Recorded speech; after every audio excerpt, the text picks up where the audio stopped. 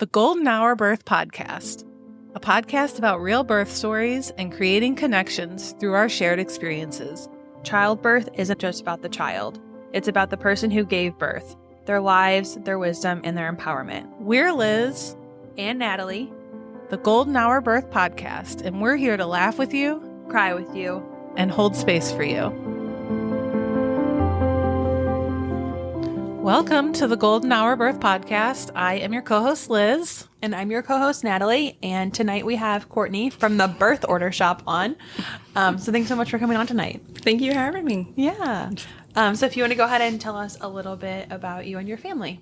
Yeah. My name's Courtney Klein. I live here in St. Louis, Missouri. I am from here, but I had moved away in my early 20s. I was gone for a long time. And so my husband's from Virginia. We met on the East Coast, and that's sort of where my family started.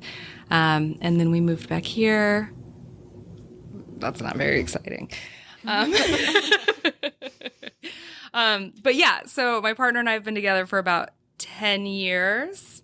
And about 5 years in, I watched the movie The Business of Being Born. Is that the Ricky Lake movie? We love that. We've talked about this before. Yeah. I was like, he was out of town. I watched it and I felt this like calling where I was like, it's time to become a mother. Like, it's totally ridiculous. Yes. I love that for you. Yeah.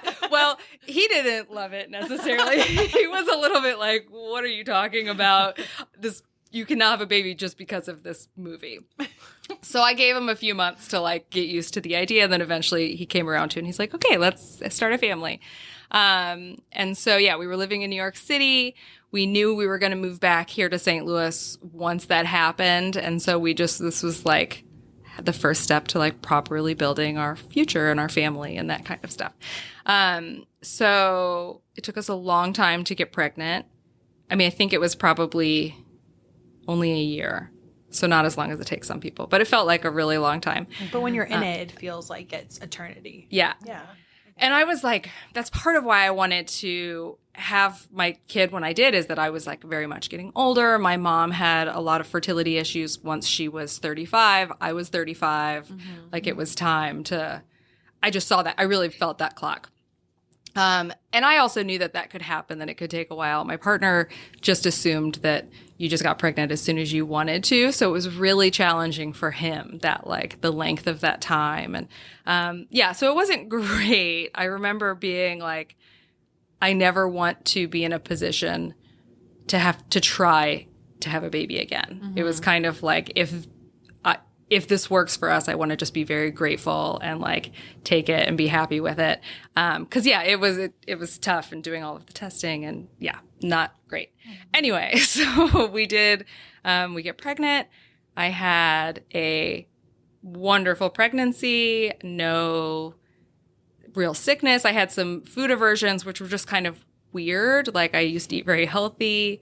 And then I only wanted fast food during my pregnancy, like salads I was disgusted by. Yeah. And it took a long time after he was born for that to like come back around. That was kind of strange, but I went with it and I had a lot of Chick-fil-A and McDonald's.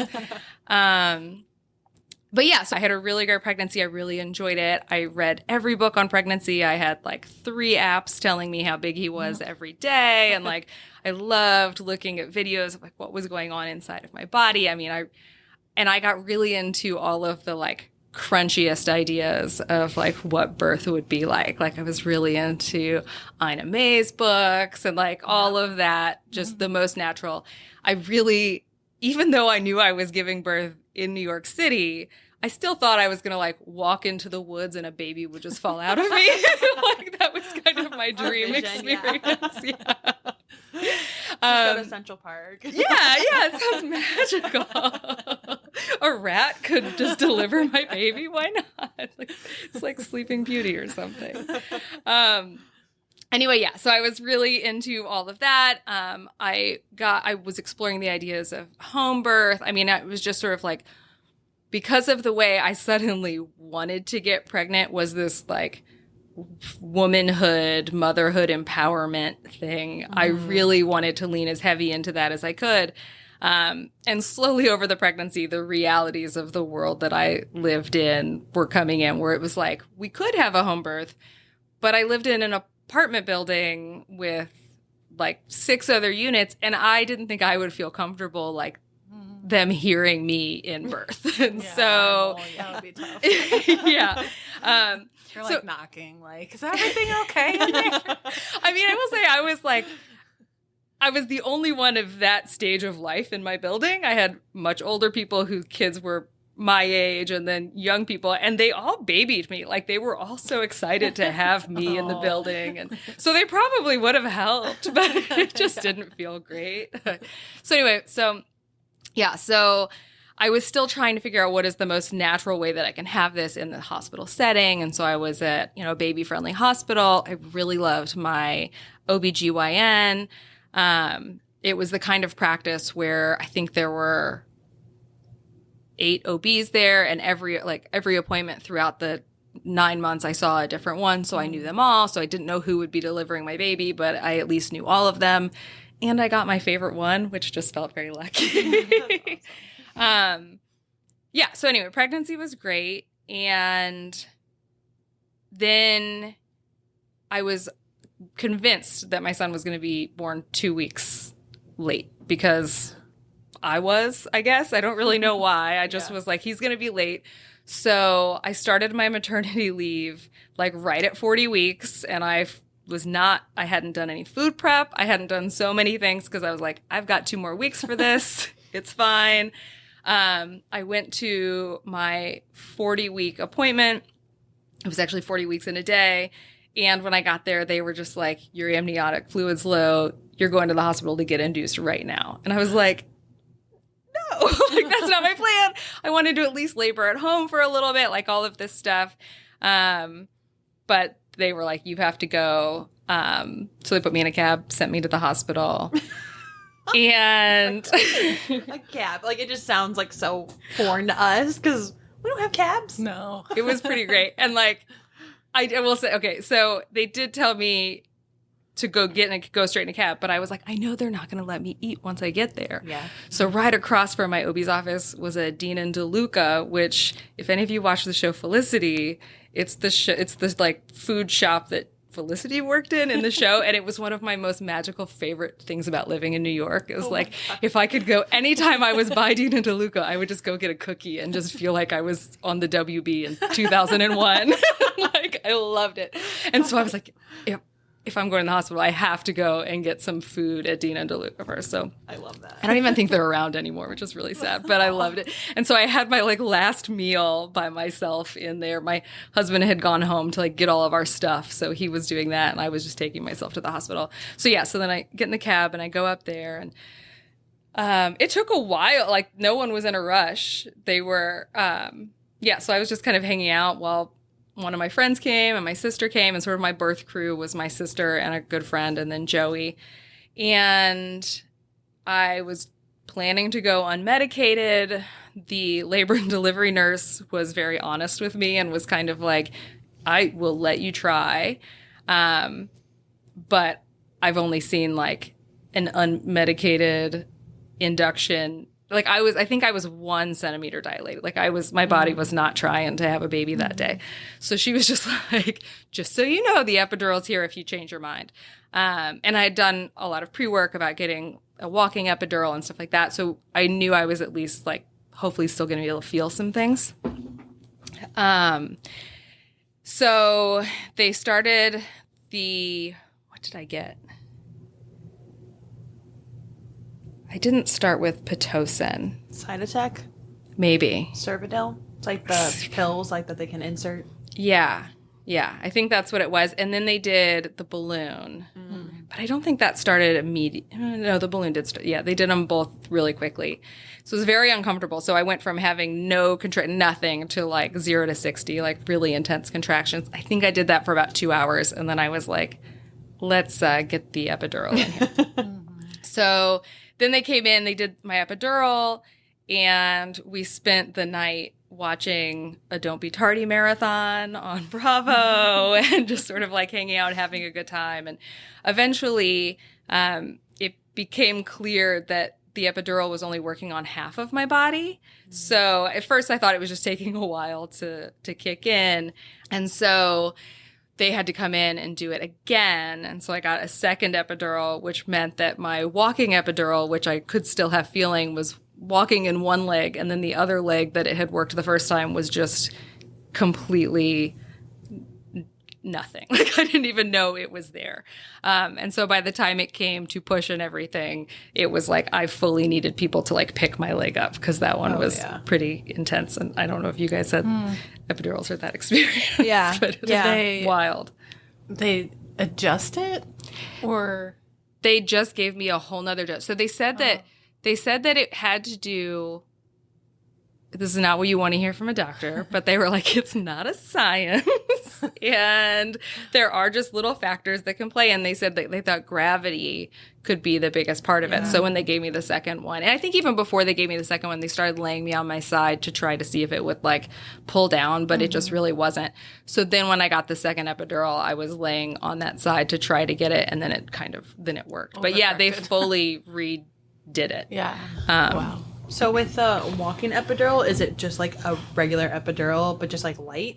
Yeah, that's my understanding. Yeah, okay. It is less medicine. So you can still feel, you're very aware of all the feelings. It just sort of takes the edge off. And like from all of the Iname books and stuff I was reading, I was very focused on the idea of birth is supposed to be painful and not suffering. And that was kind of what I was always using as my, like, even before I got the epidural, like recognizing how little I was progressing and how bad I was already in shape, that if I continued down that path, there was going to be a pretty good chance I was probably going to end up with a C-section because I was just going to run out of steam before it got to that point. I think that was probably, in talking to my friends who'd had children before, probably one of the best things anyone told me was to sort of adjust your expectations as things are going to help you get like what is your ultimate goal here? Like if you really don't want a C-section, which is fine. I mean, and now at the time, because of the way I did this, and a lot of my friends didn't have children, I didn't know much about C-sections. So I was just all in on the most natural. Now I'm kind of like, I don't know why I put myself through all of that. Like they can be great. But yeah, I was just so focused on that stuff that being able to like listen to your body and follow what needs to go. Sort of like the idea of have a birth plan, have an idea of what you want, but be able to adjust to what's going on in the moment. So that's where it was kind of like my priority was that I wanted to have a traditional vaginal birth. And so like anything that would get me there was more important than just sort of being in pain and being tired. Like I knew I was going to need rest. I hadn't eaten. I was not prepared to have a baby that day. Like I hadn't done any of my prep work to be in the right space. My nurses did take very seriously the not getting food. So as much as we were still trying to sneak stuff in, that wasn't happening. So it was just kind of like, okay, I know. I still think that they were great in so many ways. I thought my nurses were some of the best. And this was just like, I guess everyone has their thing. Like that was where their line in the sand was. It's such an outdated practice. Yeah. That like, why is it still such a hard line? Yeah. At certain hospitals. I mean, I think she did tell me that she wouldn't actually hit food out of my hand. She was like, I'm not going to like get violent with you to stop you from eating, but like you can't eat. And I was like, okay. And my husband works in medical stuff as well. So he does like take hospital rules more seriously than I do. I'd be curious too if it's kind of also just lumped into like just general hospital policy. If you're having any procedure where you might get put under, you can't eat. They don't have stipulations for like in this situation, you know, there's just some umbrella rule. And I'm naturally like not someone who does well with like, I have a lot of why questions. Like if you can make me understand why, I will follow your rules to the letter. But if it doesn't make sense to me, it's very hard for me to do that. Yeah. But that's why we have partners who are different than us. So he was kind of like, no, you're not taking that chance. we just talked a lot about what I was going to eat when I was done. Yeah. Like we were like There you asking go. people like, where's the closest deli? Like everyone who walked by the room, we were like, hey, where would you get food after you had a baby? Yeah, that after labor meal. Yeah. Oh. Yeah.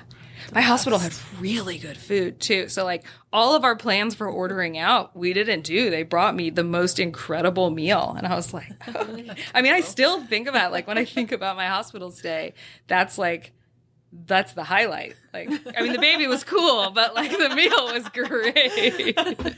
2 words for both my births and food. Chicken tenders. Ooh. Sam and I lived off Mercy's chicken tenders.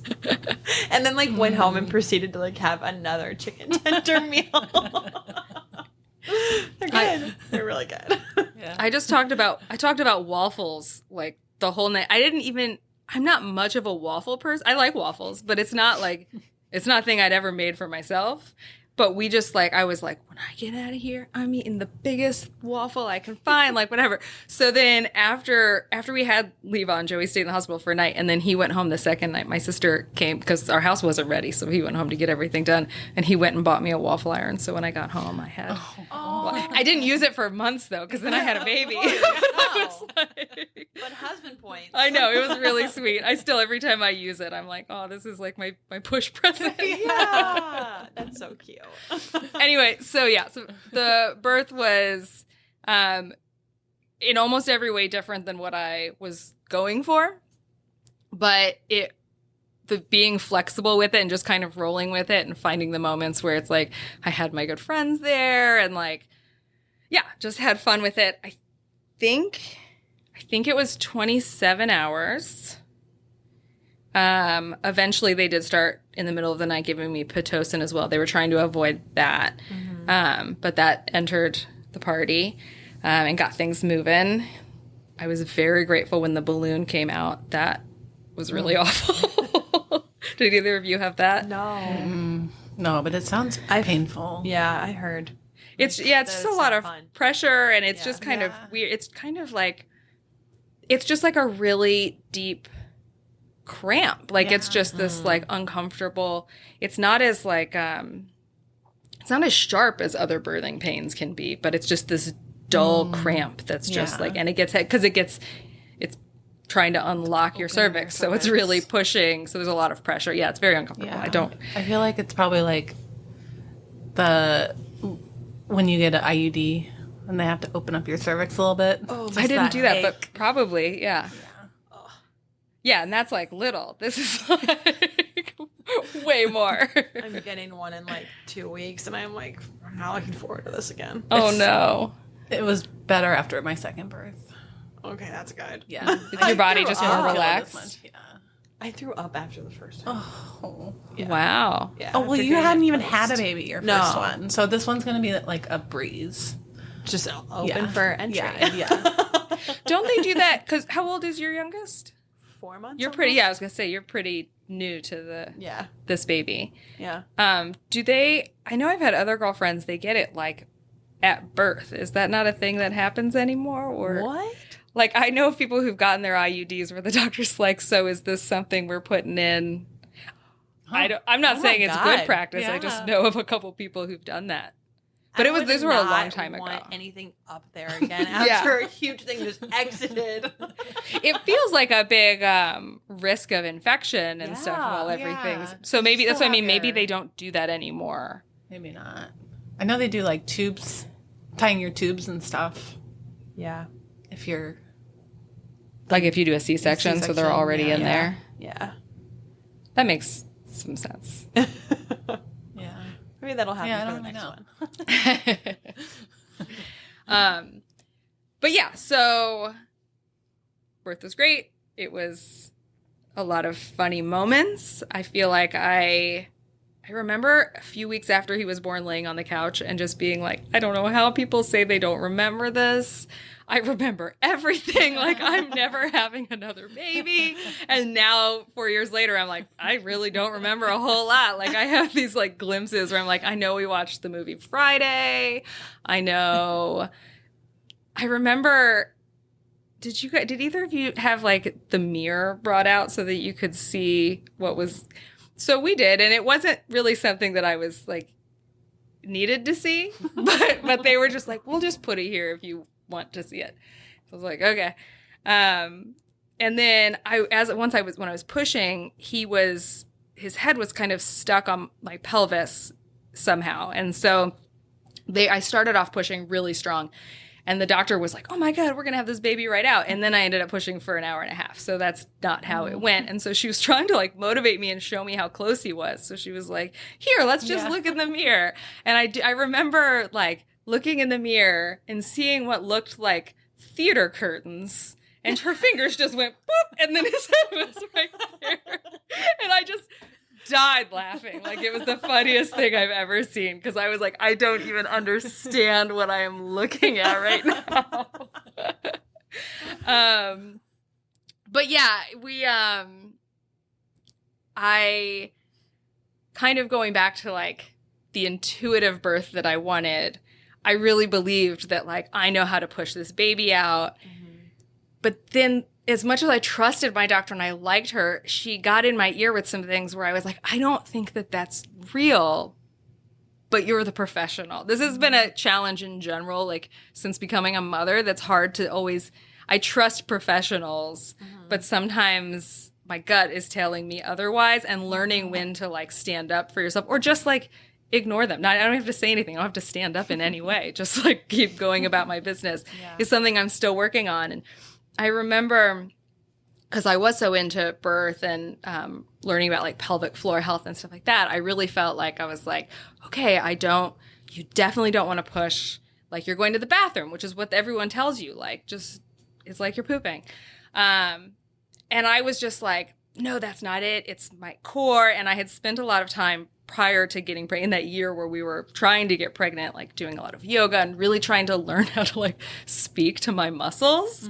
And so when I was first pushing, I was just like ignoring her completely and just like pushing. They would say to hold your breath. And I was like, that doesn't make any sense. You cannot push if you're holding your breath. Yeah. And so I was breathing through my pushing, and it was very productive. And then she was like, I don't know how you're doing this. You should be holding your breath. And I was like, but it's working. And then she was like, but you shouldn't be breathing. And so then I stopped. And I think that's why he stopped coming out and like just was in there for a while. And that is the number one reason I would want to have another child, is because I'm kind of like, put me in again, coach. Like, I think I can do it. I want to like prove her wrong or something in some way, which is. Yeah. Why? Yeah. If it's working, why would she even say anything? Yeah. Yeah. And like, why force someone to hold their breath? Like, that's less oxygen to the brain. Yeah. Less to the baby. Yeah. Who's trying to also come out. Well, and it's interesting, too, because she's a mother. And I don't know her birth experience, but part of me was like, you've been through this. So I'm sure that you have tried. And I think that's why I just believed her. I was like, okay, fine, I'll just do what she says, because maybe she knows what she's talking about. And for her, that might have been right. It just wasn't right for me. Yeah. Anyway, it took a long time. Eventually he came out, and I remember that they held him up. You know, he's still like attached to the umbilical cord, so they hold him up so I can look at him. And I remember seeing like my partner crying, and my sister was behind me, and she was getting emotional. And I just looked at him, and I just thought, what the fuck just happened? I don't know if I can curse here. Yes. Okay. But I was just kind of like, no way. Like, science fiction just happened. This doesn't make any sense. Like, I felt connected to him. I knew there was a person and all of that stuff, but I still was like, how is there now a new person in the room?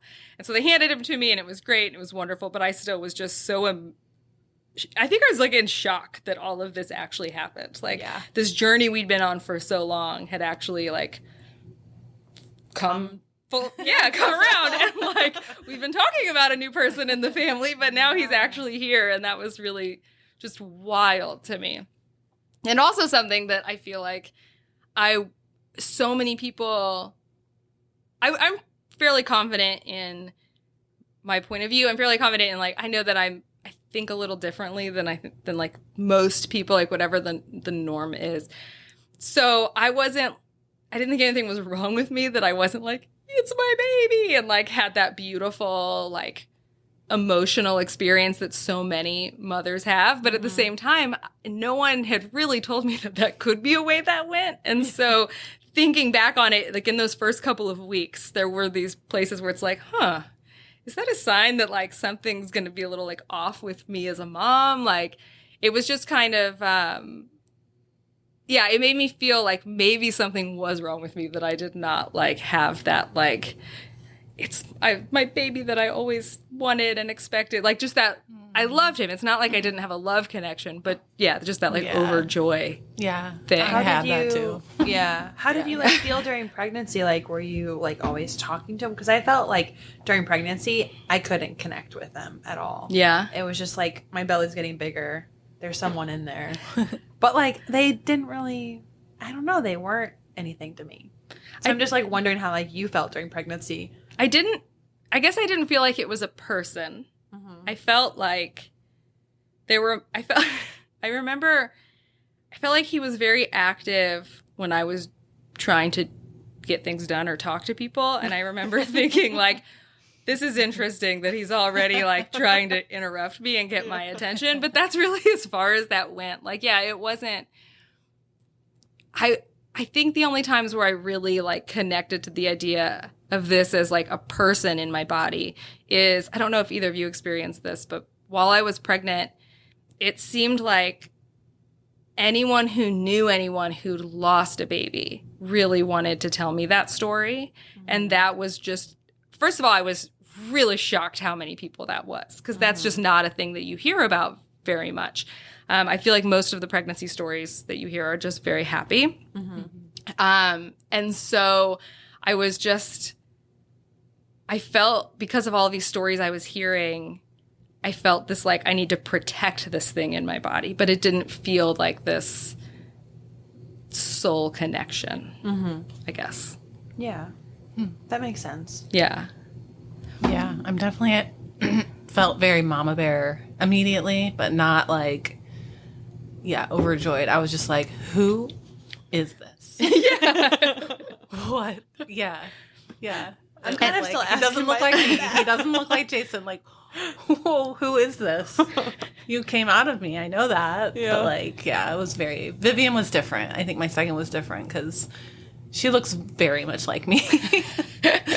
So, but it's, I think it is more common. Yeah. Than we think, though. I think people just don't talk about it. Yeah. I mean, I think it feels like this is not how I felt about it, but I do feel like in talking to other women, it can feel shameful. It can feel like, is something wrong? And when I started to have some rough postpartum stuff in those following weeks is almost more of when it was like, it gave me a place to think about negatively of like, oh, maybe things aren't great. But it wasn't like, it's totally separate, but it was, because I didn't know that was a thing. And I do think that there's so much about like those first postpartum weeks really where things start to kind of, you're tired and things just start to kind of get a little wonky, where because you really only hear these perfect stories and there's not really, and when we talk about my postpartum experience, I'll get deeper into this thought, but there's not really a scale. People just say like, things are hard. You will be happy here. You will be like, you get these very generalized ideas of how you're supposed to be at different touch points. And because of those, you never know where you fit. If you deviate from that even a little bit, it can feel like you're way off base. And I don't think that that's true. I think it's just, and maybe it's just that it's safer to talk about all the happy stuff. And that's why people don't talk about that. Yeah, maybe.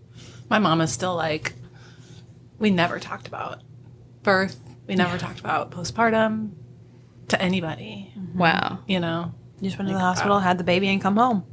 Yeah, and you That's just all you did. it. Like, I don't know. I can't decide if that's better or worse either. Like, I feel like with my therapist all the time, I'm talking about like, would I feel better if I just stopped thinking about myself all the time? Like, is that part of the problem? Is that I'm so aware of my point of view all of the time? Yeah. And she has been like, maybe you should chill out a little bit. I'm like, okay, thanks. Yeah. But yeah, so birth was great. Our first night in the hospital, everything was great. Levon, my son's name is Levon, he didn't really cry. I mean, I'm sure he made a couple noises when he first came out. It definitely was not like a cry. He was a very quiet baby, except that he was a loud breather. His sinuses were not great. But in New York, you don't get a private hospital room unless you pay a lot of money for like the Beyonce suite, which we didn't. So we were sharing with another family who just had a baby, and that poor baby just shrieked like a dinosaur all night long. I mean, I felt so bad for that whole family. And they just like, we were in the room, so I think that added to tension. And then like, I remember being like, I hope they don't teach my baby how to cry because my baby's being so quiet. Like, it was just kind of this really strange, like, we gave birth in this big space where we had all this attention, and like within an hour of him being born, we're in another room with this family. Our half of the room was so small that I was in my twin size hospital bed. My partner was in that like recliner chair that they get. He could not recline it all the way and still have the baby bassinet in there.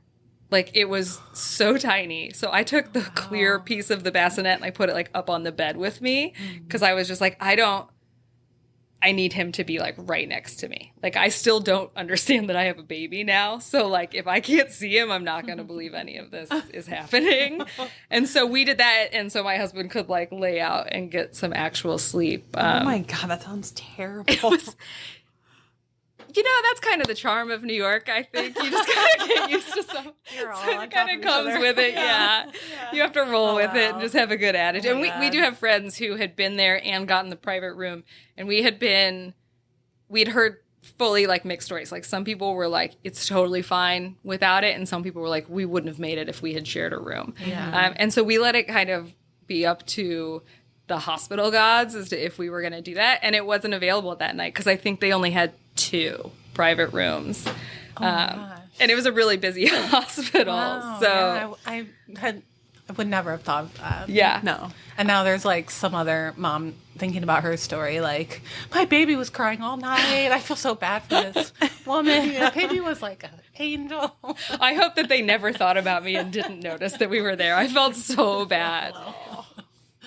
Yeah, it felt like the kind of family that it's just like, you could just tell they were all just on edge. Like the parents seemed tense. Everything seemed kind of tense. And I was just like, I just felt so bad. I wish that I could have helped them, but I just had a baby. So like, I couldn't do anything. I really didn't know what to do with a baby either. Like, I was not exposed to a lot of babies. So mine alone was kind of like, I guess we'll figure this out. I got really used to telling people very early that like, I don't know what I'm doing. I'm new to this. Like, I'm not going to pretend to be one of those moms who like knows what's up, because I don't. So when my kid's an animal, I apologize. You're just going to have to tell me that's not what they're supposed to do. Love that. Sorry. I don't think that ever changes, really. Yeah. How does anyone really know?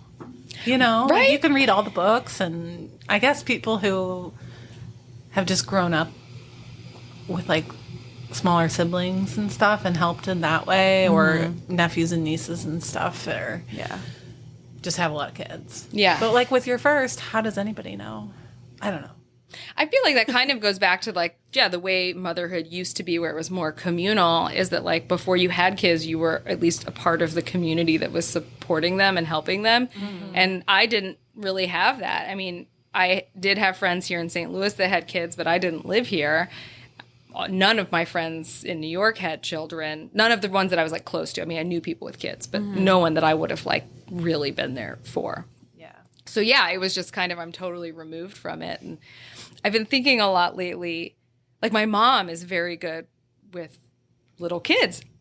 She had 4, but in 2 different groups. So it was like me and my sister, and then many years later, my 2 brothers.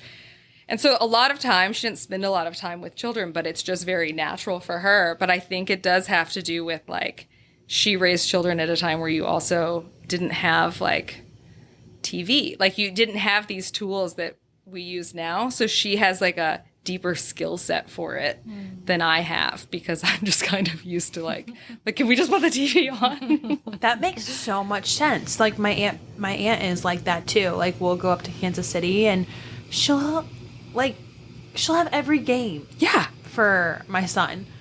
And I'm like, how do you think of this? And she was also like a special education teacher for like 40 plus years. So she just gets it. And like the youngest of like 7 kids, our oldest. But yeah, I'm just like, she never needs to turn the TV on. Yeah. She's like got like all this stuff going on in her head all the time. Like, props to you. Yeah. I'm like jealous. I really wish that because sometimes, I mean, my kid's 4 now. He watches more TV than I would like, but he's not like a tablet kid, all of the time. So it's kind of like, I think we have a pretty good balance. But in moments where I'm like, I need to get him off of this thing, what are we going to do? I'm honestly just stumped. Like, I'm just staring at him being like, I don't know what we're going to do if we turn this off right now. Because I was a TV kid. So, like, that's still how I wind down and entertain myself. Yeah, for sure. Yeah, same. I feel like, especially sometimes when the kids get home from school and I'll be cooking dinner and I'm like, I'm just going to turn on whatever TV they want. And I look in the living room and they're sitting on the couch, like, just staring at the TV. But then I'm like, you know what? After I have a hard day at work, or I'm really busy, or I'm very social, I need time to just veg out. So like my kids, they should have that too, right? Like, that's so true. So those are the moments like that get me through. Alleviate my guilt. Well, we've started teaching Levon how to play video games, which I still cannot. Every time we do it, I cannot believe this is what we're doing. Arthur's getting really good at video games. Really? Yeah. It's like fun. It is, and like he's thinking and he's learning and he's doing something. So like that face where he comes home and he watches, he'd be like, with his jaw open. That's like 30 minutes after school. But that cannot be from school to bedtime. Like that's kind of where, and now that it's nice outside, we can go out. But in the winter, like it's tough. It's tough. And so having something where he's jumping up and down and he's excited. I mean, we also got a little trampoline that sometimes he just jumps on it while I watch his TV. I'm like, okay, at least he's moving, like anything. But yeah, I mean, but I'm jealous of those parents. And my stepmom's like this too, where she can spend time with him all day long and never turn the TV on. And I'm like, that's just not a skill that I have. But I've also got that mom brain that's like constantly going. Yeah. So it's also just too much. Like there's too much stimulation. Yeah. All of the time. Sure. Yeah. Like your mother-in-law like doesn't have to think about like what she's going to be like cooking your son for dinner tonight or whatever. Yeah. Well, you have to be like, oh yeah, and I have to call the doctor to make an appointment. And call the dentist and Did I sign them up for camp? Or did I turn that form in? Yeah, there's a lot. Yeah. That has been so. We knew we wanted to move back to St. Louis. We moved back when he was 8 months old. And the main reason was that I was like, I know I can't do this by myself. We knew we wanted to come back anyway. And then really quickly, I was just like, who am I kidding? Like, I cannot be the only mom in my circle, whatever. And so coming back here, he spends almost one night every weekend at my dad's house with him and my stepmom. And it is like incredible. That's awesome. That's why I've been able to build my company. Like that night a week has like changed our lives. Now he's getting older and I'm starting to want to like keep him home a little more because he goes to school, like all this stuff. I don't see him as much. And I can tell my partner's not ready to give up our Saturday nights. Like, he's like, no, he's not coming home. He's got to stay there. Does your dad need another one to take it? Another reason why we might only have one is because we don't know. Every time we've talked about it, we're like, I don't know that this arrangement stands if we introduce another child. I think that this is the capacity for everyone right now. So we'll just keep this going. Nice. That's so sweet. Like, and he's going to have that for the rest of his life. Oh my God. That's so sweet. That's really sweet. We moved back here. So we moved back here in October of 2019, and we lived with my dad and my stepmom for about 5 to 6 months before our house was ready here. So we like fully moved in and had like, they were just around every day. They made dinner for it. Really helped with the transition here. And having a kid at that age from like 8, 9 months to 1 year old, like with grandparents around all the time was great. So that's why they have this really deep bond and connection. But we have since then, because of COVID, like it's just been a rough few years for us. And we have been like, maybe we should go someplace else. Like, because every idea that we had, besides our family, which that has been great, all of these ideas we had about moving here and like building our community and like really just digging in and putting roots in St. Louis, I feel like it took so long for us to be able to start doing that we've kind of lost our steam. And we're just like, okay, now we just live here. And I know that there's great stuff here, but I don't really have the energy. Like, I almost need, like, maybe we should move to Kansas City, like, just to, like, get that excitement of moving again. But my dad and my son and all of our parents, not just my dad, but they just have such a, like, deep connection that we're just, Joey and I are like, I don't think he'd forgive. Like, I think we'd have to leave him here if we left. So we're stuck here for a while. My son is 2, and, like, him and my dad are, like, tight. Like, and it's the freaking cutest thing. It's the best. It's so cute. Yeah. And my parents were separated, and my stepdad was in the Navy, and so we left here when I was 10, and then I came back when I was 17. But so I had all of these years where I wasn't with my dad. And so this has also been, like, a really nice, like, I see him more, but that he gets to, like, be involved with a child in this way, I think is really exciting. And I love it. That's so sweet. Yeah. Yeah, it's fun seeing our parents interact with the kids. Yeah. It's different. Yeah. You know, it changes, like, my perspective a little bit. Yeah. Yeah, for sure. It kind of makes me wish that I had kids when I was younger. And I do remember when he was a few months old being like, I should have done this earlier. Like this, if I had started, not that this is like what anyone should do when they're young just because, but I was like, if I had started younger, I would have had 6. Like, I love this so much. But I was 36 when I had him. So I was like, we're pretty much like at the end of the road with that stuff. I mean, so now I get bummed when I see my parents. Like, I wish I'd done younger, because now I don't know if I'll be able to like be around when I have grandkids. Like, I might be like old if he waits as long as I did to have kids, and now I'm turning into my mom, and I'm going to be trying to get him to have kids like way too young. Well, we'll live longer than our parents. Yeah, so. That's true. That's what they say, right? You know, it's kind of funny. I just have to like share like my little story here. My dad, like my sister had her baby and my nephew, and they lived with us when my nephew was like just born. And so like my nephew and my dad were really close and picked him up from daycare all the time, whatever. My dad was 50 then. And like, so still really young, but he was smoking and drinking and not taking care of his body. And so he couldn't keep up with my nephew. And now 20 years later, he's 70 and he's like running around with like my son. Because he's healthier? And he's healthier because he doesn't, do that to his body anymore. So it's kind of like interesting to like see this like 20 years later, but like a healthier version of him. Mm-hmm. It's nice to know too that you can like age in that way. I know. Like Yeah, you're I not know. just getting worse. That's the same, like similar to my dad. Like, Yeah. He's so fit now. He's like biking and hiking, and I'm like, we didn't do that as kids. Like, what the heck? Never. Oh my God, I love it because that's who I want to be, and that's not who I was. So I'm like, is it too late? I got hiking shoes for Christmas, and I'm like, I've never worn them because I don't even know how to hike. Like, what do you do? What if there's a snake? I like hiking. Let's go. I'm like, you can we'll go teach me. Our 4-year-olds, yeah. Perfect. That's fun. But yeah, so How was postpartum? Yeah, rewind. yeah. No, this is great. So I got some really weird advice at some point during my pregnancy. I'm going to say it's from the internet. I am not sure where I heard this. But someone along the line told me, don't get a breast pump until your baby is like a month old.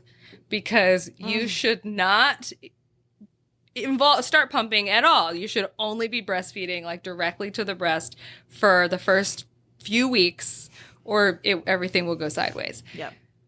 I understand the piece of it that's like try to naturally go. That is fine. I do not understand the piece of advice that was like, don't even own one. Because when my son was, I believe, 7 days old, breastfeeding had been as good as it can be at that point. I mean, they're not doing a whole lot, but something seems to be working. Yeah. But he ripped my nipple in a way that I just could not have him on it. And it took about 48 hours to get a breast pump. So I had this period of time where I just couldn't get milk out of that boob. So I was just feeding him in there. And like I said, that was fine, him eating on the other one. But that started this cascade of like infection issues. And so I ended up with a nasty case of mastitis that my doctors did.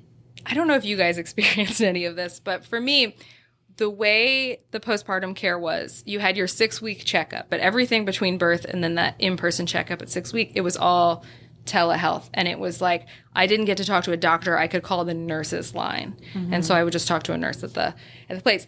They all treated me like I was being dramatic, like nothing was really wrong with me. They wouldn't, and this didn't align with the care that I got from this office my entire pregnancy. So the whole thing just felt really strange. But it didn't, they were like, okay, I guess we'll give you this like really low medicine. And like, so they gave me something and it didn't work. And I was like, it's getting worse. And then I had to like beg them to get me like more medicine. And it was weeks of everything getting more painful, medicine not working. My boob then started to swell in this way that finally it was like fully like deformed. I don't really know how to describe it, but it kind of was like, it was like behind my nipple and my boob, it was like there was a ping pong ball in there. Oh. And it had swollen to the point where then my nipple was now like on the bottom. Like it was like, and I was calling the nurse's line every day. And like, it was like, if he touched me, I would just start screaming in pain. I couldn't shower, like water was so painful. It was atrocious. And I was like, can I just send you guys a picture? Because I don't think we're talking about the same thing. And this is where I feel like a lot of the problems that I had postpartum had to do with this. Like everyone was like, breastfeeding's supposed to be painful. The stuff hurts. Like postpartum sucks for everyone. And so I just sort of took it and I was like, I don't know any better. None of my friends in town had babies. By the time it got that bad, my mom had left, my family, had left. And so it was just getting worse and worse. Finally, like 6 weeks after I had him, I called the nurse's line again. It was on a Friday night, and I happened to get my gynecologist, who was a nurse practitioner there. And so that's why she was on the nurse's line. So I had a relationship with her, and I was explaining to her what it was. And she was like, what? Like, how big is it? Like, what is going on? And I was telling her the whole story. And she was like, I don't know if you need to go to the emergency room right now or if you need to go to urgent care. Like, I don't know who can help you, but this is definitely not okay and you need to go somewhere. And so I was like, well, I have an urgent care at the end of my block. So I'm just going to go there. And if they tell me to go to the ER, then I'll just go to the ER. But like, let's start with the closest. So I go to this urgent care. Excuse me. I go to this urgent care and I'm in the back room and I'm explaining, and at this point, I'm kind of used to how like grotesque this is.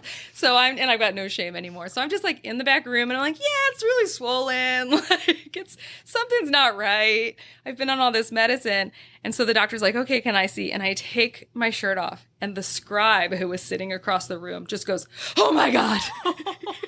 And then she like covered her mouth and she was like, I'm so sorry. And I could have cried. I go, oh, thank you so much for having that reaction to me, because everyone is treating me like I am crazy and you see a lot of stuff and you are totally freaked out by this. Okay, do you have a picture? I don't. I didn't take any. Oh my God. I know. I know. It's still like a little deformed. Like I don't think other people can see it, but like I could see how the silhouette is different than it used to be. And part of me wants to be like, I wonder if I could show anyone, and that would just be like, take that and then make it way worse. So did Levon, like, was he just like cluster feeding all the time? And then I don't remember. He didn't do that too much. No, that we had like a couple of periods where he was cluster feeding. I don't feeding from that he breast. He had stopped by then, but only because it was painful, because they kept saying, it's mastitis, keep feeding him. And it was like, there's green pus. Like, I was like, this is not okay. Oh my God. And so he had fed off of it some, but I had stopped before it got to this point. And so anyway, so they sent me to the emergency room, and I go and I tell the doctor, and he sees it, and he was just like, that's an abscess. We have to drain it right now. And I was like, okay, I don't know what you're saying. I don't know what that means. I don't know what I'm in for, but like anything that you can do for me, do it.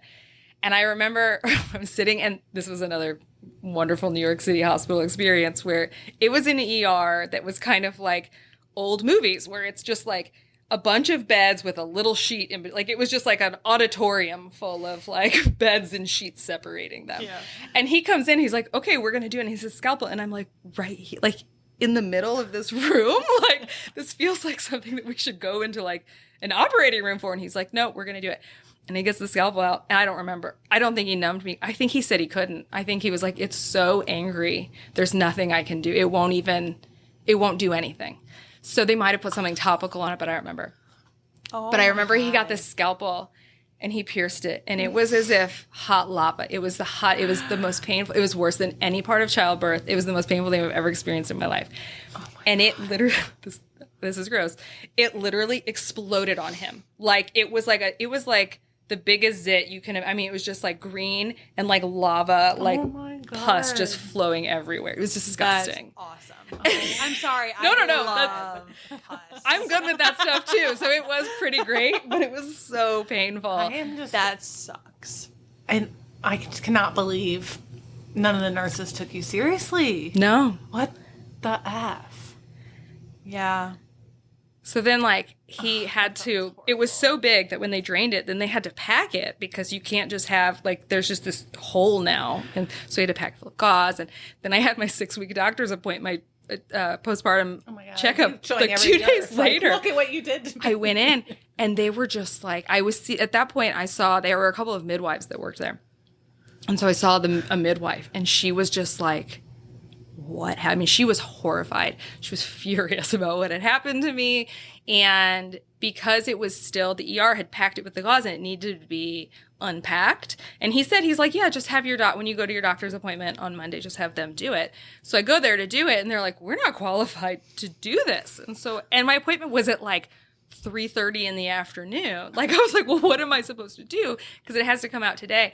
And the midwife, like, she called this breast surgeon up at NYU Uptown, and she escorted me to a cab and put me in a cab. And she's like, you go to that office. I've already called them. They're expecting you. This doctor is going to take care of you from here on out. And so then I had this like dedicated breast surgeon who I checked in with every couple of weeks, and she like helped me with my recovery. Oh my God. Wow. It was wild. You were not lying when you like said like my postpartum. Yeah. Whoa. Yeah.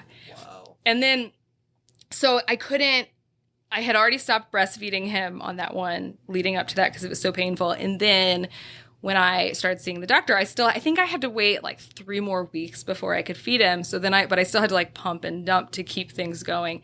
And this is another thing. Like, I don't know why I was so committed to breastfeeding. Like, I'm happy we did it, but I was not making my life easier for myself by continuing this whole process. Cause then it was like, we were supplementing because I only had one working boob at that point. And so it was the feeding process for his first couple of months was just insane. It was so much more intense than I think that what most people are doing. Cause we're trying 3 different methods, and you know, pumping takes so much time anyway. And then eventually that healed, and I could never get him to like relatch on that breast. And so then it was like, I think when he was at 3 months old, I finally started exclusively pumping. But I was at that point, I was like, I've gone this far with this. Like, I'm not switching to formula. Like, we're going to keep this going for a while. And so I pumped and bottle fed him until like, he was like 7 months old. And then finally I was like, I'm done. And I remember when I finally had when I got transferred to the breast surgeon at that postpartum visit, I did have to go back a week later, and I actually got my like official postpartum visit. And I was talking to one of the doctors that day, and I was telling her about it, and she was like, "You're still breastfeeding?" And I was like, "Yeah." Like didn't cross my mind not to. Like, what do you mean? And she was like, I can't think of one first-time mom who I can think of who would still be breastfeeding at this point. And I was like, in my mind, it was going to get easy once it finally worked, but it didn't ever really work. So it was awful. Oh my God. Yeah, that's some dedication. Yeah. Honestly, I kind of just want to see what your boob looked like and the pus. That's all. I just keep on imagining it. It was just like the most extreme episode of Dr. Pimple Popper. Yes. Like, Her. but instead of the pus being like a little like, I feel like pimple pus has some volume to it. Mm-hmm. This is just liquid. I mean, it literally, I guess because I could feel the heat. That's why I keep using lava. It reminded me of like a green volcano. Yeah. You poor thing. God, that gross. sucks. Yeah. My number one baby shower gift is like breastfeeding gear. Yeah. Because I'm just like, and then I also want to just throw in some formula just in case. Be like, pick do anything you want. Yeah. It's I fine. heard like, don't pump. And I'm like, I am so engorged. It is killing me. Like, I hate that advice. And now I've met so many lactation consultants where like the pump is like one of your first tools. Like you're pumping I was doing it immediately. in the hospital. Yeah. Get that milk in. And then it also just helps with your partner to be able to feed. Yeah.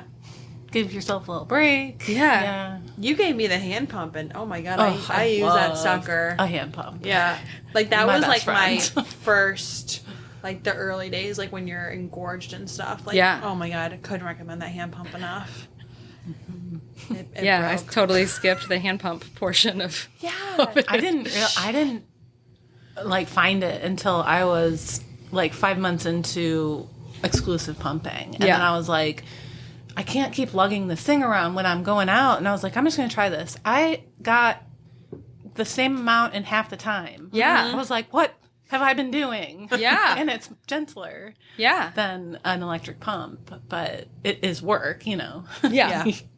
You're pumping it with your hand. So. Yeah. But yeah, that thing is amazing. Wow. Yeah. I've had other friends say like they loved their manual pump. I got a Haka. Did you guys use those at all? That was great. That was kind of my version of the manual pump. But Yeah. Yeah. That's great too. I remember finally like when things calmed down and I had my first like day out by myself. I went to see this like really long movie and I was like, oh, there's no way I'm going to be back in time to pump. So I just had my Haka for the movie theater and I was like, this is great. Doesn't make any noise. Like no one knows what I'm doing. Awesome. I'm never going home. I love it. Yeah, once you could learn how to like pump on the go or Yeah. like discreetly pump or use the Haka, like you can go anywhere you want. Yeah, I felt like Freedom. once I switched to like exclusively pumping, because of how much time it takes and like I was very comfortable with the idea of like when I have my kid and I'm breastfeeding, I'm just going to breastfeed anywhere. Like that was really easy for me to wrap my head around. But pumping around people felt much more personal. Like that was like a little more intense. And maybe it's just because of the whole show that you're giving. Like Your it's nipples just are like so just on display. yeah, all of my girlfriends who've like never seen it before were just like, My friend would be like just staring. yeah. Like, what is that? That's your nipple in there? I'm like, mm-hmm.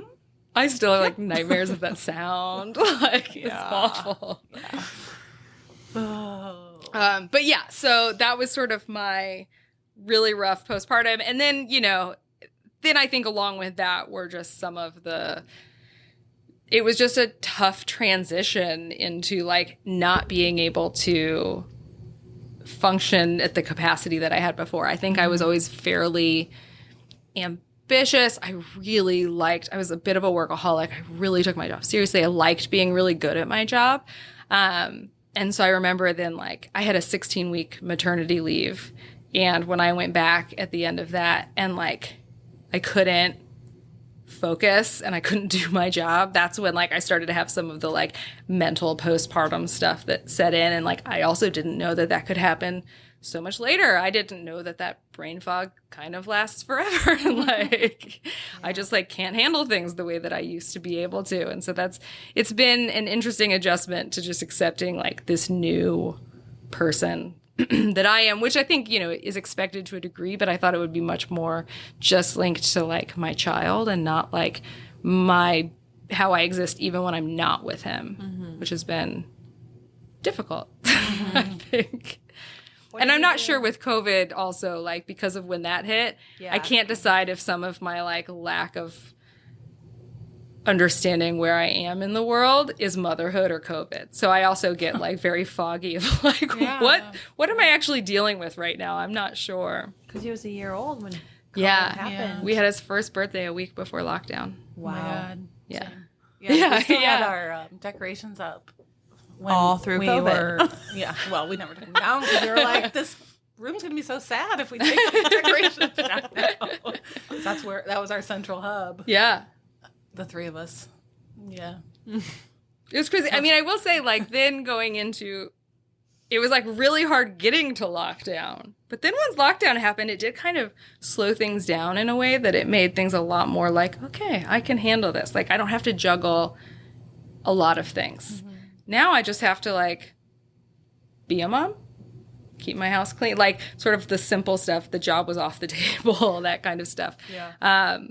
So that was really nice. And I do think that I'm learning through motherhood that, like, I have to stop trying to multitask. Like, that's a way that I used to really define my, like, productivity, is that I could do things at once, and I just can't I can, but it sucks. So, like, if I want to have a good time, I have to just, like, focus on one thing and do it. And so I guess it's a good lesson to learn. It's just a hard one to learn. Yeah, I did that because I, like, worked from home with our first for, like, 8 months, and I always just, like, found myself just so guilty. Like, I'm not a good enough mother. I'm not a good enough worker. And I was just, like, full of guilt. And it's, like, that's the worst feeling. Yeah. Not a fun feeling. Yeah, because you're not doing anything as well as you want to. Exactly. I was never doing anything 100%. And, yeah. like, that sucks. Yeah. It's not fun. No. Yeah. So, like, yeah, let's just lower the standards for moms, okay? I mean, I'm really grateful to be at a place where, like, I can spend this time with him and I can juggle it, and, like, I've started my own business and I can do these things and I can still be ambitious, but it feels like it's, like, kind of like building towards something. It's not like I have to, like, get everything perfect today. Yeah. But I do find myself sometimes being like, oh, how did my grandma do this with 6 kids? I'm like, oh, she didn't have a job. She just, like, and her kids, like, went to school all day. Like, she wasn't home with 6 kids all of the time. Like, she was just, she had less expectations. I'm starting to think I would really love if my job was just to clean my house all day. Like, that sounds nice, instead of feeling guilty that it's always so messy while I'm doing all of the other things. But whatever. Yeah. So you moved back to St. Louis. What were you doing in New York? So I moved there originally for art school. I went to school for photography. And I went to school, like, I went to a lot of colleges when I was college age, and then I left for a long time. And so I went back to school to actually finish my bachelor's degree when I was 30. And so I did art school in New York, which was fantastic. It was like being in Neverland. Like, I felt like I was Peter Pan. Like, all of my classmates were 15 years younger than me. Awesome. And I was just hanging out. Yeah. It was great. And then, as you do when you move to New York City to go to art school, after I graduated, I got a job in finance administration down in the financial district. So suddenly I was, like, going to Wall Street every day, and I was like, this is wild, but, like, okay, like, that's cool. So I was just doing admin work, but it was the first time I'd had a job where I had benefits, I had vacation days. Prior to going to school in that, I worked in photography, so I was doing retouching and just working for small shops up and down the East Coast. And so it wasn't, like, I mean, it was fairly stable. It wasn't, like, properly stable, like the way corporate stability is. And it didn't pay great. So this was the first time where I was, like, fully able to, like, support myself beyond what I'd ever imagined. So it was great. It was living my best life. I think that I've learned that when things are going really well for me, I think that that's how they're going to go forever. So I was like, things are great. I'm happier than I've ever been. Let's move. Like, let's do something totally different. But with becoming a mother is that I really did I wanted to be very involved in him. And I knew that capacity, it was going to be outsourcing a lot of childcare. And New York is fantastic. I know people who have children there, and it's great. As well as we were doing financially, we were very aware that once like tuition and schools came in, we were not going to be living a life that made it easy. So we were like, let's just bail now before we like do all of that. Let's go where the grandparents are and just get out of here. But so with coming here, before we even moved back here, I was thinking about like, okay, if I can have a slightly more simple life, what are the things that I would want to do? I've always kind of wanted to work for myself. How can I make my own schedule so that I can be present with my kid as much as I want to?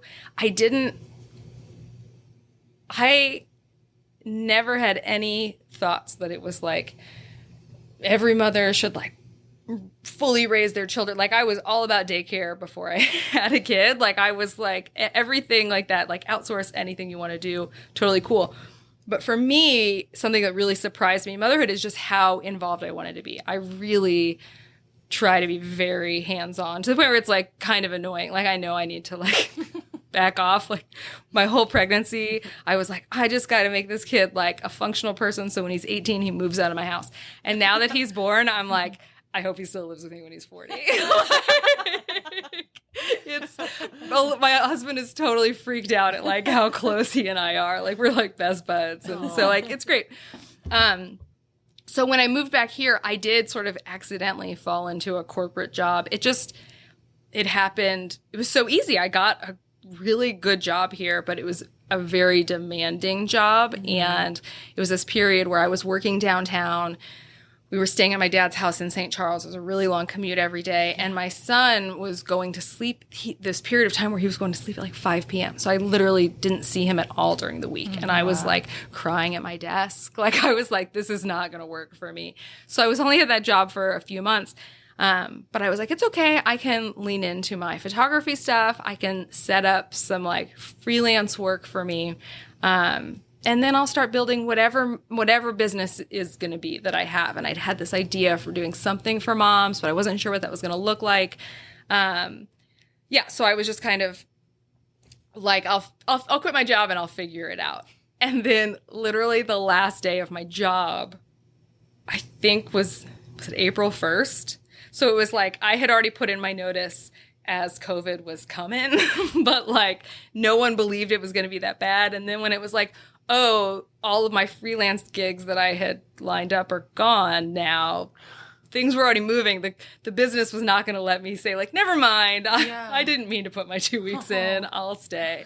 So I just sort of had to like, I was like, okay, everything's stopped and now I'm unemployed and I don't have any cushion lined up except that I had a little savings, which was useful, but or necessary, I guess. Maybe useful is too nice, but but anyway, yeah. So I was able to just sort of like lean in, and at that point, my kid he just turned 1, and so like he was getting good naps. He still needed me a lot, but yeah, at that age, it's the sweet spot where they need you when they're awake, but they're sleeping a lot. Mm-hmm. So I was like, great, I can, and I live in the same neighborhood as my mom, so I was like, she can help a little bit with him, and I'm gonna start this business. And so I had this idea to do something for pregnancy. When I was pregnant, a girlfriend of mine was pregnant just before me, and she lived in Philadelphia. And so I was trying to like send her things for herself. And it was really hard to find things for moms that were not just like random stuff on Amazon. And I did send her like some of that random stuff, and it was like it came in 4 different boxes. They didn't all have labels. Like she had no idea why this stuff was showing up at her house. And I was like, I hate that experience, but I just couldn't. The only other way I could do it was to order things to my house and then package it myself. And then it's like I've just doubled the cost because now I'm paying shipping twice and all of this stuff. And so I was like, I really feel like there's something there. And because we were at the beginning of lockdown, people were shopping online like crazy. There were all of these new little like wholesale marketplaces popping up. I was like doing my research to figure out. And there were a couple of gift shops in New York that I loved. And so I was watching the way they were shifting their model from in-person gift shop to online. And so I was like, I felt like really inspired. And I also felt like I could do this. Like this is not impossible. So the thought was that I was going to start with like 4 curated gift boxes, 1 for each trimester and then postpartum. And I was like, cool, I'll just buy enough stuff to put 10 of these together. And I'm sure I can sell that many. Like, I'm not even like, that's easy. I can do that. And then I spent that whole summer sort of laying out what my business was and buying my product and sort of figuring it out. And really quickly, I noticed that there were a lot of companies that were popping up that were doing these trimester gift boxes, but I couldn't figure out, and I still don't think, I mean, I'm talking about this like I've nailed it. I'm still figuring this out. But I couldn't figure out how to make a pregnancy-based business work. And I think this is why there's not a lot of these, or at least at the time there weren't. There's more now. Because your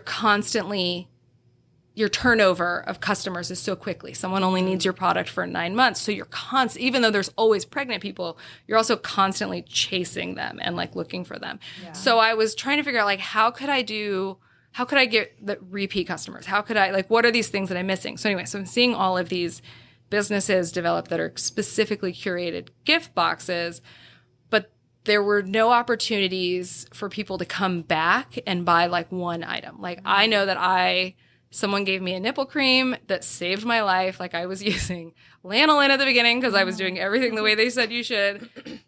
Fuck lanolin. Like I'm never using lanolin. I don't give it to anyone. Like it's great if it works for you, but it was not mine.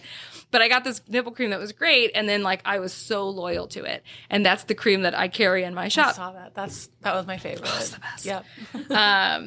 And I had back surgery last summer, and I used their C-section cream on my scar, and it works really great. I mean, I can't speak to a C-section, but it worked great on my back surgery. They have, excuse me, they have a hemorrhoid spray or cream too. It's good? Yeah. Good to know.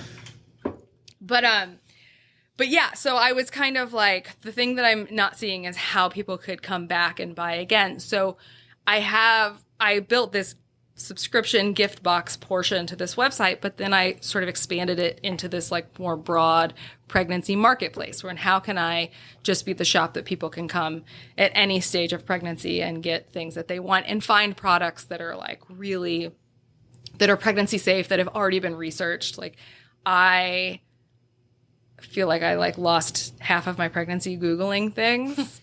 Some of my best advice to pregnant people is to like buy a pregnancy book that you really believe in and like use that as your Bible. And if it's not in there, like I guess you can go to the internet, but like try to avoid the internet at all costs because you will hear crazy things.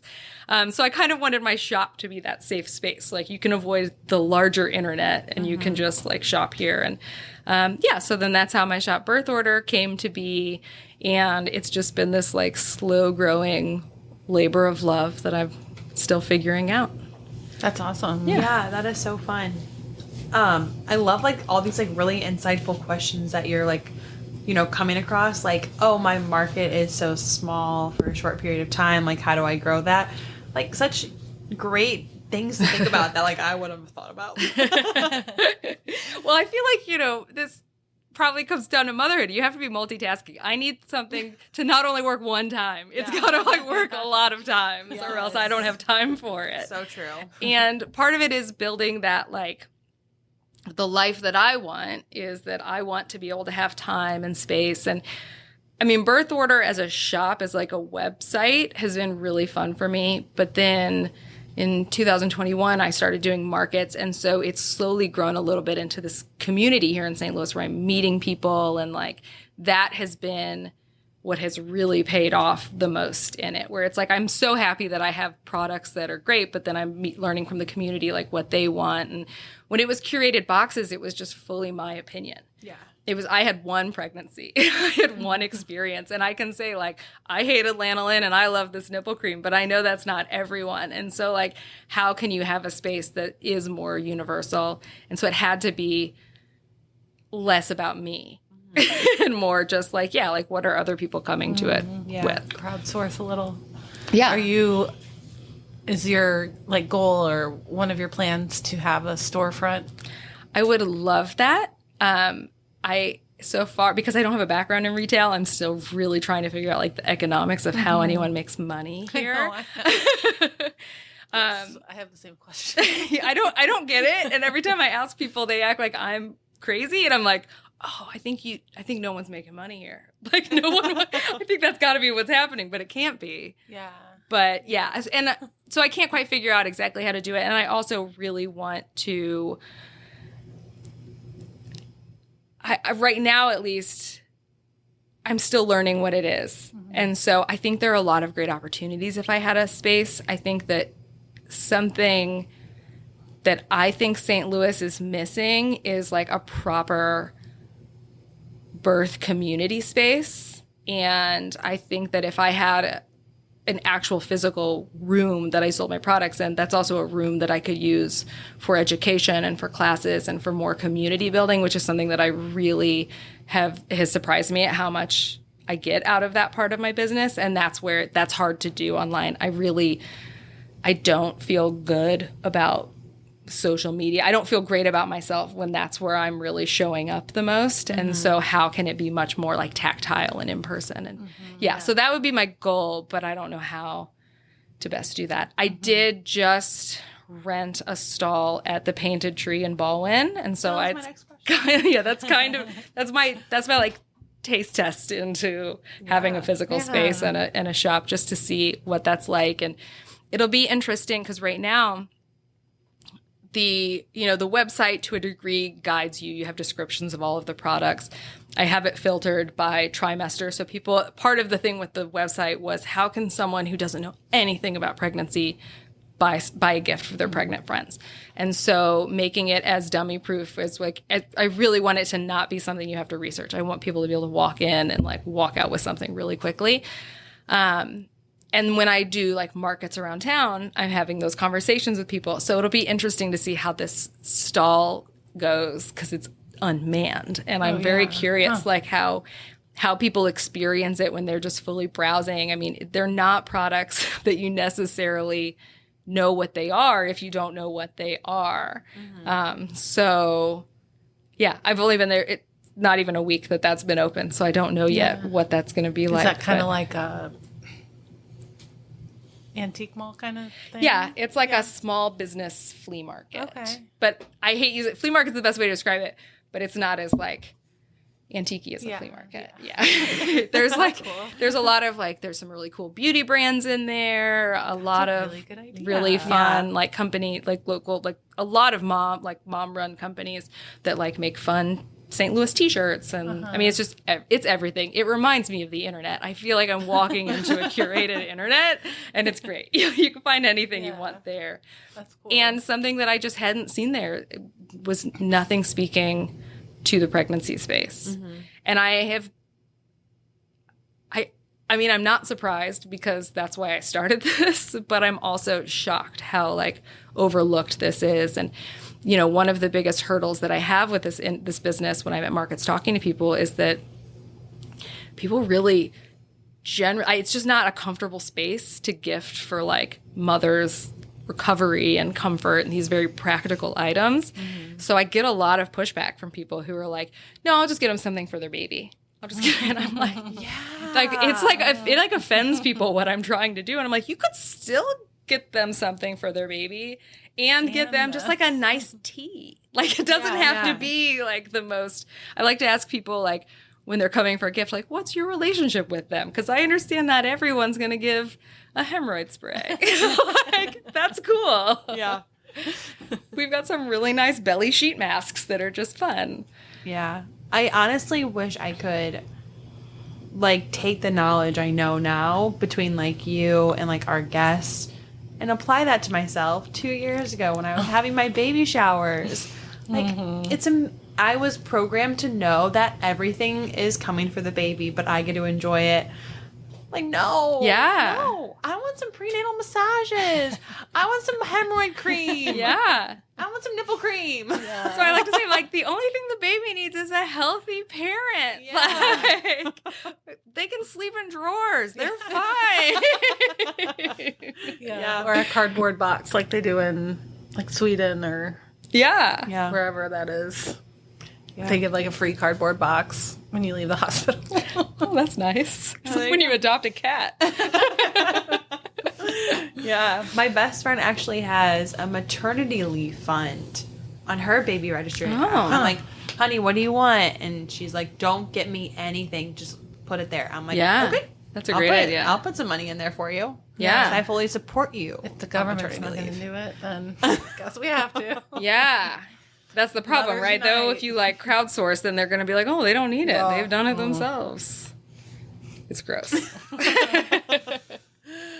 I know. Well, that's what, it's really cool to like learn stuff and to spread your knowledge, but it does make me want to like take this and like, I wonder how I would do it now. Mm-hmm. Yeah. I've always said, like, if I have a third, I'm going to get a night nurse. I'm going to go stay at that New York New place. York.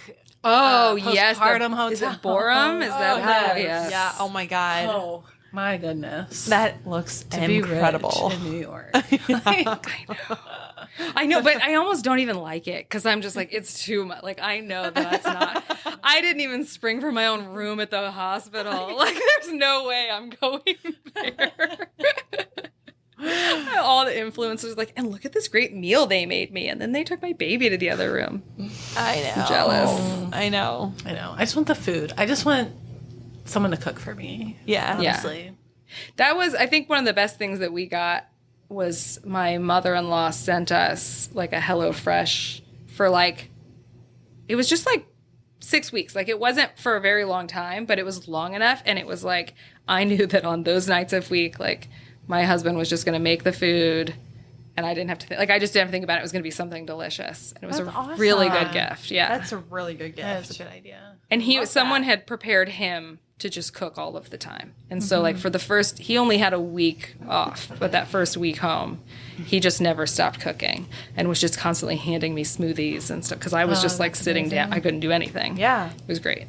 That's awesome. Yeah. That is something people don't talk about is how much they should be feeding a new mom. Yeah. Like, I feel like it's all about like meal prep for you to do yourself before you have a baby. But like, who's going to, I need someone to actually cook it though when it's time. Yeah. And you forget about like breakfast and lunch. It's always like dinner foods. Yes. And I'm like, I need oatmeal, like Yes. copious amounts of oatmeal, please. Yep.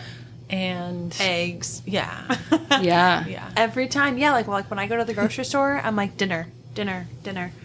Yeah. What about breakfast and lunch? Oh my gosh, this week I've noticed I've been like really on edge and like really stressed out. And like on Sunday, it was just me and my kid all day because my partner works some weekends, so he had to work Mother's Day. So I was like, okay, it's just you and me today. This is going to be great. And I was so stressed out and I was like barking and I was like, what's going on? And I was texting Joey and I was like, Mother's Day is going horrible. I don't know what's going on. And I was like, as I'm texting you, I realized I haven't eaten anything today. And I'm like I'm so busy right now. I'm having this bad habit where I'm not eating during the day. I didn't eat breakfast today until noon. And then I didn't eat again until right before I came over here. And I was like, suddenly I'm cranky. And I'm like, why am I so mad? I'm like, I'm forgetting to feed myself. Oh, I'm hangry. I know. I need Yeah. to. I'm like really good about when my kid comes home from work and from school, and he got a job. he does. He tells me all the time he's at work. If he's like screaming, like I've gotten pretty good at looking at his lunchbox to be like, oh, he didn't eat his lunch today. That's why. But I'm not good at extending that same courtesy to myself to be like, take stock. Yeah. Have you put more than a cracker in your body today? Yeah. Sometimes I'll figure it out.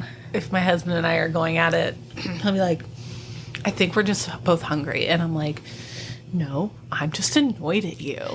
Do not reduce this argument to that I'm hungry. And then we eat and then we're good. So Yeah. it's always- Yeah.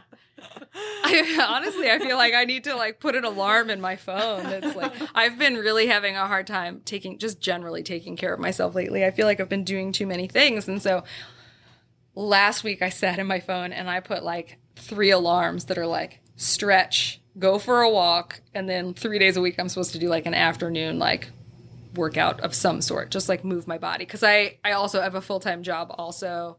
And so like I'm just like I'm like locked into a computer all the time, which is not my happy place. Like I want to be working physically, like I want to be in the garden. And now that it's getting nice out, then I'm just getting angrier that I'm on my computer. And so I've put these alarms that are like, get up and just walk around. And it's helped I need to do so that. much. Good for you. But now That's I need to add amazing. food to it. I think I'm not going to work anymore. If my boss knew how many alarms were full going day. off, she'd be like, are you ever at your computer? Apparently the Apple Watch will tell you like to get up and move around and stretch and stuff. I'm like, So I had back surgery last summer, and after it was a really intense recovery. And the physical therapists were like, you're never allowed to sit down for more than 45 minutes. And I was like, oh, because of my surgery? And they're like, no, that's like for everyone all of the time. And I was like, what? Like, she was kind of like, that's how you got here. Like, you have to move. Oh, no. I know. We need a stretch break. Oh, shoot. But, like, so now they have me on a rotation where it's like they want me to set an alarm where every 45 minutes I just move to another seat in my house. So, like, you can still, like, take your computer and just move like, from your get kitchen table to your desk and then, like, or to your desk or your couch and then stand for a little bit. Like, just, like, you could be working all day, but you just have to be in different positions. Yeah. that's why I got that standing desk and Ooh, treadmill nice. combo. Nice. It's still hard to get myself to do it, but I did it for today and I did it yesterday. So I'm on a good streak That's good. today. This week, I mean. And it's Tuesday. Well, though, they only Feels it, like Thursday. it only takes, like, what, 21 days to form a habit? There you go. So I'm and 19 more to go. you're almost there. I'm gonna do it. I'm having a moment right now where my like skincare routine's going pretty well every day, and I'm just starting to be like, I'm gonna fall off any day. Any day. There's no way I'm gonna keep this up. So far I'm doing 2 weeks, which is the longest I think I've like good. ever done. Good for you. I got really bad postpartum acne, and I just got really self-conscious because of it. And so I've been slowly over the last couple of years like working towards getting it better. I've had to just accept that my skin might just not be great ever again. But so I was like, one day I was like, I don't believe my anesthetician. I think that what we've been doing for a year isn't working. So I'm just going to like get on Instagram and see what influencers are doing. And I did, and it's working great. But it's a much more intense process. So like I really have, but I saw results immediately. So I'm like motivated to do it every day. It's ridiculous. Yeah, feel I like need to do more. You want to pass that along? Yeah, I've got get that from you after. There's this a daily exfoliant that I'm using called Dermalogica that I think this is actually the key ingredient of the routine. I think it's this daily exfoliating that I'm doing that's making the big difference.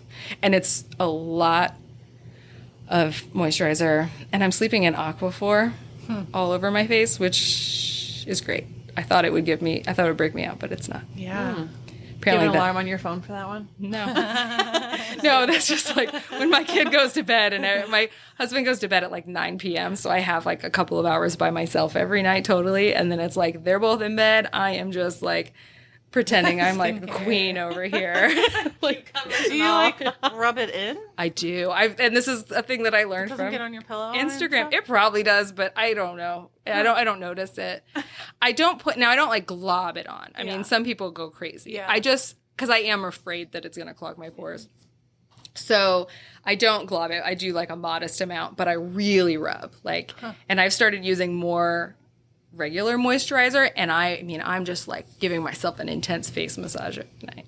It's also just probably helping me sleep better. I feel like stress relieving. Well, it was a TikTok video. I saw a girl who gives herself a facial massage every night, and she was talking about how it, like, she's like, that's my secret. That's why my skin is so great right now. I believe it. I just thought that, I think the way I'd always been doing skincare was I just put it on and I assume that's it. As I'm getting older, learning that you actually have to rub it in. Like it's the rubbing, it's the working it in that is what does it. And so I'm like, I don't know how I missed that or why no one ever told me that. Nope, I just wipe it on and walk away. yeah. So, it's fitting. how can people find you? Yeah. So my website is birthorder.shop. And so that's my marketplace, my store. I have a booth at the Painted Tree here in Baldwin, Missouri. It's booth H17. So it's in the H aisle. It's very cute. And I'm on social media at birthorder.shop. I think all of them, that is my same address. So Perfect. Yeah. Awesome. Thank you so much for coming on and sharing your story and that wild postpartum experience. Yeah. Wow. Yeah. But it led you to where you are now. Yeah. So. Yeah. That's right. I mean, I had a great pregnancy, and it really taught me that, like, no one gets out unscathed. Like, somewhere something's going to go wrong. I was both lucky and unlucky where it happened. But it's okay. Yeah. Wow. Thank you for sharing. Yeah, thanks for having me. This was great. Yeah. Awesome. Thanks. We'll see you next episode.